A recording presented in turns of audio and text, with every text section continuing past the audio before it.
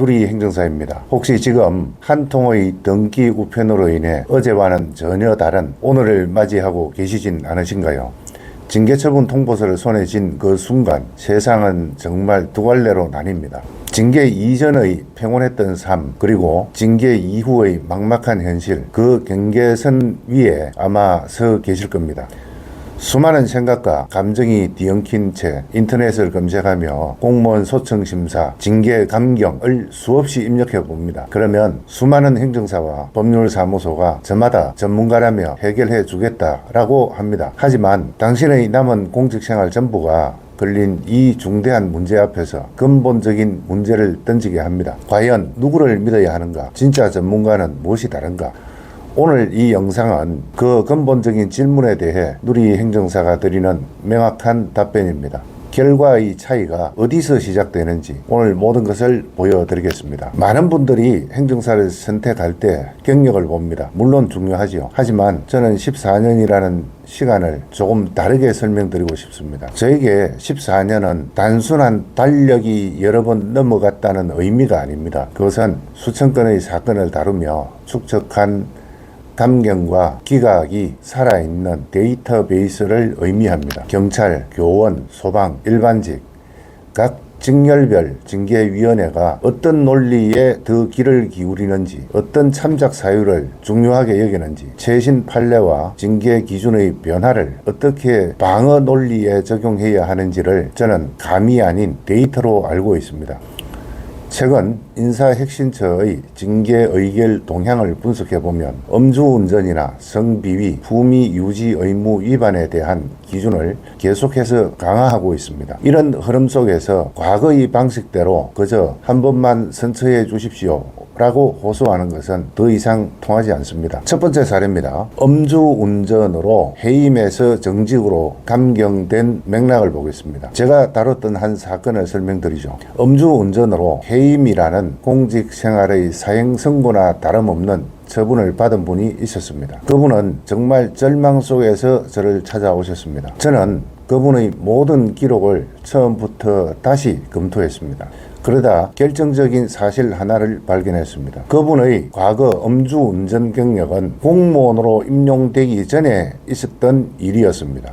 많은 분들이 여기서 실수를 합니다. 사실을 부정하려 들죠. 하지만 저는 전략을 달리 했습니다. 음주운전 사실 자체는 모두 인정하고 깊이 반성하되 법리적으로 공무원 임용 후의 반복된 음주가 아니므로 가중처벌 대상이 아닌 초범으로 다루어져야 한다는 점을 집중적으로 파고들었습니다. 이것은 단순한 주장이나 감정적 호소가 아닙니다. 명백한 법리 해석의 문제이죠. 결과는 어땠을까요? 소청심사위원회는 저희의 논리를 받아들였고 해임 처분은 정직으로 감경되었습니다. 이것이 바로 막연한 선처 호소와 데이터에 기반한 법리적 주장의 차이입니다. 나는 안 될 거야 라고 지레 포기하시는 분들이 많습니다. 하지만 여러분, 절망 속에서도 희망의 근거는 분명히 존재합니다. 인사혁신처가 공개한 최근 3년간의 통계 자료를 분석해보면 매년 800여 건이 넘는 소청심사가 제기되고 있습니다.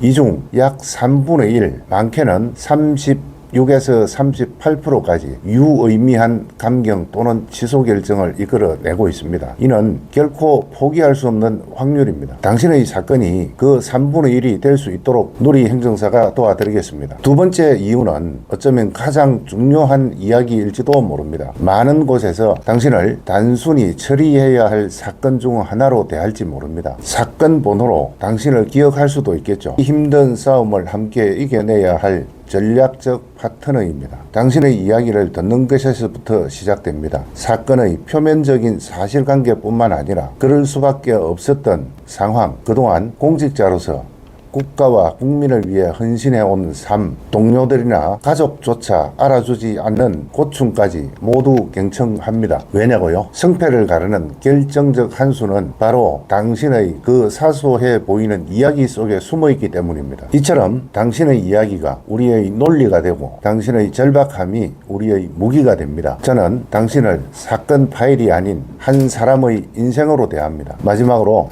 어떻게 이기는지에 대한 이야기입니다. 징계 감경은 좋은 자료를 잔뜩 쌓아둔다고 만들어지는 맛있는 요리가 아닙니다. 아무리 억울한 사정이 많고 반성을 깊이 하고 과거 공적이 많더라도 그것을 심사위원이 납득할 수 있는 하나의 견고한 논리로 엮어내지 못한다면 단순한 변명이나 넋두리로 치유될 뿐입니다. 누리행정사는 논리의 성을 짓습니다.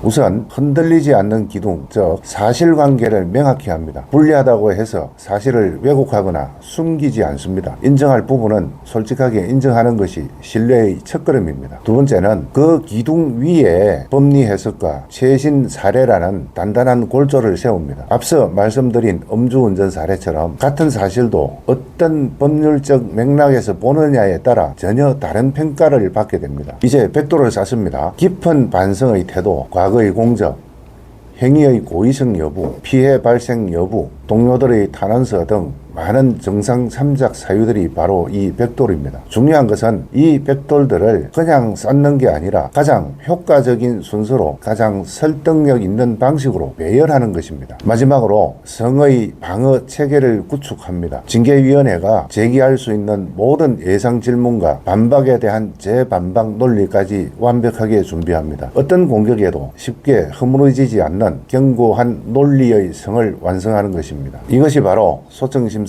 전문가의 차이이며 당신이 누리행정사를 찾아야 하는 이유입니다. 혼자서 모든 짐을 짊어지려고 하지 마십시오. 혼자 감당하기 힘든 소청심사 절차와 밤샘 설치게 하는 심리적 압박감에서 벗어나 이제 가장 든든한 소청심사 전문 행정사에게 그 무거운 짐을 나누어 주십시오. 당신의 남은 공직생활을 지킬 수 있는 마지막 기회일지 모릅니다. 이대로 포기하시겠습니까? 아니면 전문가와 함께 길을 찾으시겠습니까? 용기 잃지 마시고 현명한 선택을 하시길 진심으로 바랍니다. 지금까지 당신의 전략적 파트너 누리행정사였습니다. 감사합니다.